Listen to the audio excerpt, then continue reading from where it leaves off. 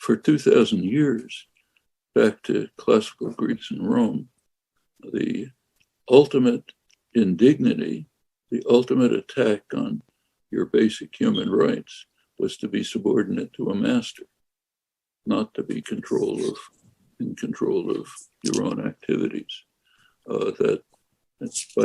That's a fundamental principle goes back to Cicero, others, a fundamental principle of classical liberalism.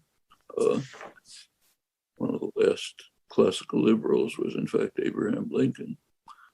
His Lincoln and his Republican Party, one of their slogans, principles, was that wage labor is no different from slavery, except insofar as it's temporary. Now, of course, Lincoln meant, by temporary, he meant you could become an individual in control of your own life. That's a narrow interpretation. The broader classical liberal picture, John Stuart Mill and others, was that you could be collectively independent, not individually. And that was the position of the American working class and American farmers. It was mostly an agricultural country then, in the late 19th century.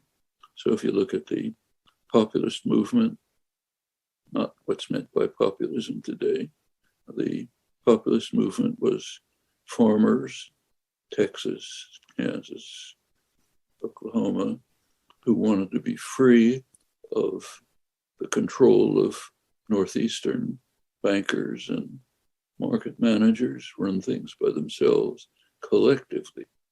They looked forward to what they called a cooperative commonwealth, in which working people, farmers, would work together collectively to run their own affairs. It's different from Lincoln's position.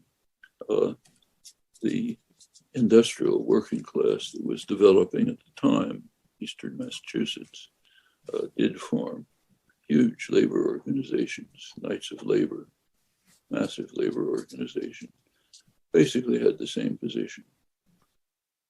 Main thesis was those who work in the mills should own them and run them collectively, not individually. They began to move towards integration, cooperation with the radical farmers movement. If that had succeeded, we'd live in a very different country, in a much more democratic country. But it was crushed by force, state and private force, plenty of violence. The U.S. has a very violent labor history. It's unusual in the character of business dominance fighting bitter class war. So it didn't happen. And in fact, one of the successes of the counteroffensive is what you described. Today, the idea, the 2,000-year-old idea that subordination to a master is intolerable, that's pretty much disappeared. So nowadays, people think the best thing that can happen to me if I'm a young person is to get a job. That means to spend most of my waking life as subordinate to a master. That's my goal in life. If I do that, I'm happy. That's a big change from attitudes of 2,000 years. This is kind of what Gramsci called hegemonic common sense, system of beliefs that is so taken for granted that you never question them. But as soon as a question is raised, you see right away that they don't make any sense. Actually, this was discussed intelligently by David Hume. If you take a look at his First Principles of Government, one of the earliest tracts on political science in the modern sense, the first paragraph opens by saying, sort of paraphrasing, he says,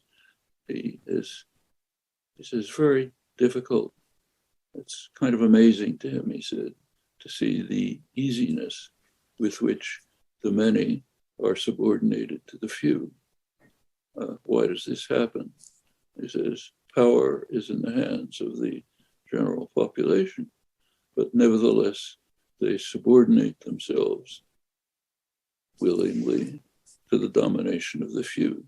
He says the only answer to this is manufacture of consent.